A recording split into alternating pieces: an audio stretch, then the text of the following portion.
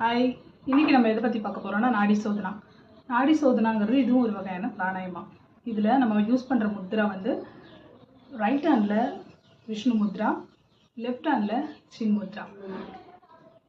எப்படி பண்ணணும்? Sitting position பார்த்தீங்கன்னா, சிட்டிங் பொசிஷன் நீங்கள் சேர்லேயும் உட்காந்துக்கலாம், அல்லது பத்மாசனா, சுகாசனால உட்காந்துக்கலாம். இது எப்படி பண்ணணும்னா, பூரகா, கும்பகா, ரேச்சகான்னு சொல்கிறோம். பூரகா அப்படின்னா இன்ஹேல், கும்பகா அப்படின்னா ஹோல்டிங், ரேச்சகா அப்படின்னா எக்ஸேல். இதை வந்து பிகினர்ஸ் எப்படி பண்ணலான்னா, 4 செகண்ட் இன்ஹேல் பண்ணுறோம், 8 செகண்ட் ஹோல்ட் பண்ணுறோம், அகைன் 4 செகண்ட் வந்து எக்ஸேல் பண்ணிடுறோம்.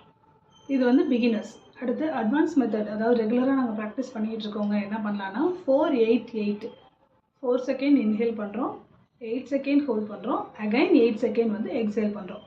ட்ரை பண்ணி பாருங்கள்.